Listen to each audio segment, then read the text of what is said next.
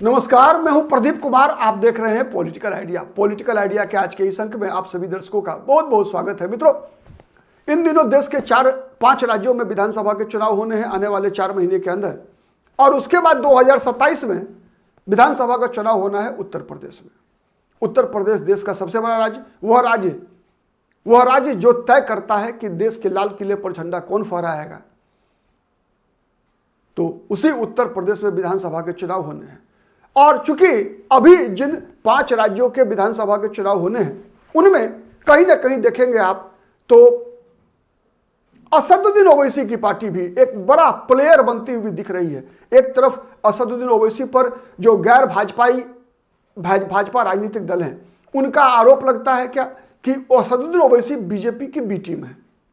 दूसरी तरफ ओवैसी अपने हमलों के केंद्र में, जुबानी हमला जो होता है उनके केंद्र में जितना ही बीजेपी पर हमला करते हैं उतना ही हमला सेकुलर दलों पर भी होता है, चाहे वो समाजवादी पार्टी हो, चाहे वो कांग्रेस पार्टी हो, चाहे बिहार में हमने देखा राष्ट्रीय जनता दल पर।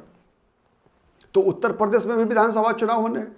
मित्रों, कुछ आंकड़े ऐसे हैं निकल कर आ रहे हैं पिछले लोकसभा चुनाव के परिणाम से और उसके बाद की जो परिस्थितियां हैं उससे ये दिख रहा है कि अखिलेश यादव कहीं उत्तर प्रदेश, अखिलेश यादव जानबूझकर तो कर नहीं सकते, लेकिन अनजाने में ही अखिलेश यादव से ऐसा कुछ हो रहा है जो कि 2027 के विधानसभा चुनाव में आप कह सकते हैं कि ओवैसी के लिए एक रोड मैप का तैयार हो रहा है।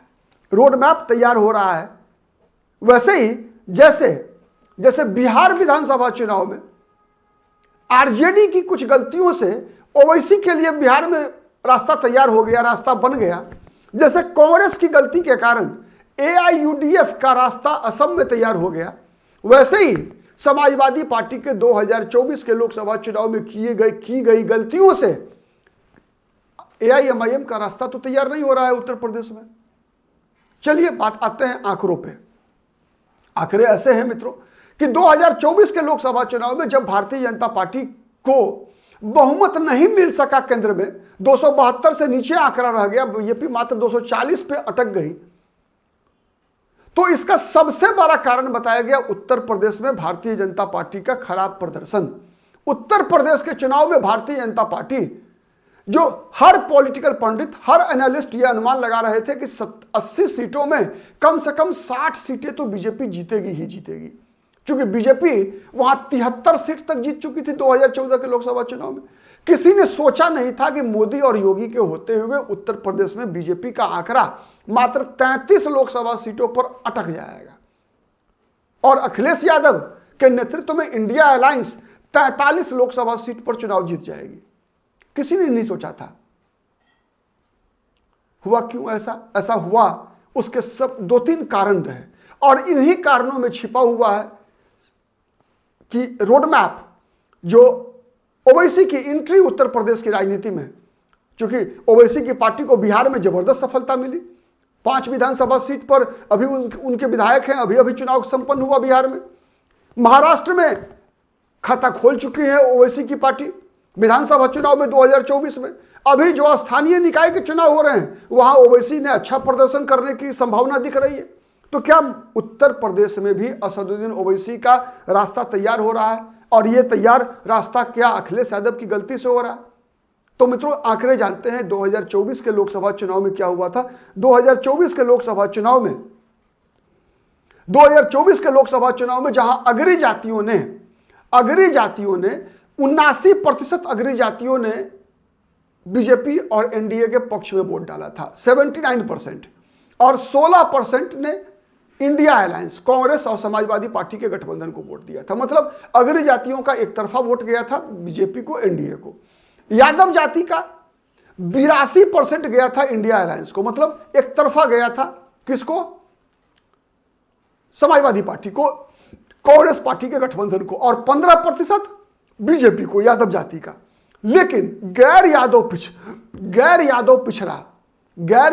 पिछड़ा इसकी 60% आबादी ने बीजेपी को वोट दिया था, और 34% ने, बीजेपी के आधी आबादी ने समाजवादी पार्टी और कांग्रेस पार्टी के गठबंधन को वोट दिया था। दलितों में 2 भाग में बांट कर आंकड़े हैं। एक तो गैर जाटव दलित उसमें 56% वोट मिला था समाजवादी पार्टी को और 29% बीजेपी को और बसपा को मात्र 15%। वही मुसलमान वोट में आपको अंदाजा नहीं लगा सकते हैं आप, जहां 79% अग्री जाति ने बीजेपी को वोट दिया, 82% यादवों ने अखिलेश यादव की पार्टी को वोट दिया। वही मुसलमानों का 92%, 92% वोट, मुसलमानों का 92% वोट मिला अखिलेश यादव की इंडिया अलायंस को। 92% मतलब एक तरफा वोट मिला, एक तरफा। लेकिन अखिलेश यादव ने मुसलमानों को टिकट कितना दिया? मात्र 4। मतलब उत्तर प्रदेश में 20% मुस्लिम आबादी को, 20% मुस्लिम आबादी को मात्र 4 लोकसभा सीट पर अखिलेश यादव ने उम्मीदवार बनाया। 20% मुसलमान आबादी को उत्तर प्रदेश में अखिलेश यादव ने मात्र 4% 4 लोकसभा सीट पर उम्मीदवार बनाया। चारों कौन हैं? इकरा हसन कैराना से, मुहिबुल्लाह रामपुर, जियाउर रहमान संभल और अफजल अंसारी गाजीपुर। मात्र ये 4 उम्मीदवार मुसलमान वर्ग से अखिलेश यादव ने बनाए। 62 सीटें लड़े थे अखिलेश यादव, 10% सीट भी नहीं, लगभग 13% सीट जो है पर मात्र मुसलमान को उम्मीदवार बनाया अखिलेश यादव ने। आप अनुमान लगा लीजिए क्या हुआ था बिहार में। याद कीजिए, बिहार में ओवैसी ने यही तो किया था ना। ओवैसी ने कहा था क्या कि आरजेडी के लिए मुसलमान केवल एमवाई की पार्टी बोलते हैं तेजस्वी यादव, जैसे समाजवादी पार्टी को ही बोला जाता है एमवाई की पार्टी, मुसलमान और यादवों की पार्टी। तो एमवाई की पार्टी राष्ट्रीय जनता दल ने लोकसभा चुनाव में मात्र 2 मुसलमान को उम्मीदवार बनाया था। बिहार में 22 लोकसभा सीट पर लड़े थे चुनाव, मात्र 2, 23 लड़े थे, सॉरी। अखिलेश यादव की पार्टी 23 लोकसभा सीटों पर लड़ी थी लोकसभा चुनाव बिहार में, और उसमें मात्र 2 मुसलमान को टिकट दिया था अखिलेश यादव ने। और 144 विधानसभा सीट पर आरजेडी विधानसभा चुनाव लड़ी थी, उसमें मात्र 17 विधानसभा सीटों पर मुसलमानों को उम्मीदवार बनाया था तेजस्वी यादव की पार्टी ने। यही बात ओवैसी ने बिहार में कहा कि बिहार में 14% यादव आबादी को 50 टिकट दिया राष्ट्रीय जनता दल ने, 50 टिकट, और मुसलमानों को दिया 17 टिकट, जिनकी आबादी यादवों से ज्यादा है। उत्तर प्रदेश में भी अगर देखेंगे तो मुसलमानों की आबादी 20%, यादवों की आबादी 8%। 2.5 गुना का डिफरेंस है, 2.5 गुना का डिफरेंस है, लेकिन टिकट मात्र 4। तो क्या यह नैरेटिव, जो नैरेटिव बिहार में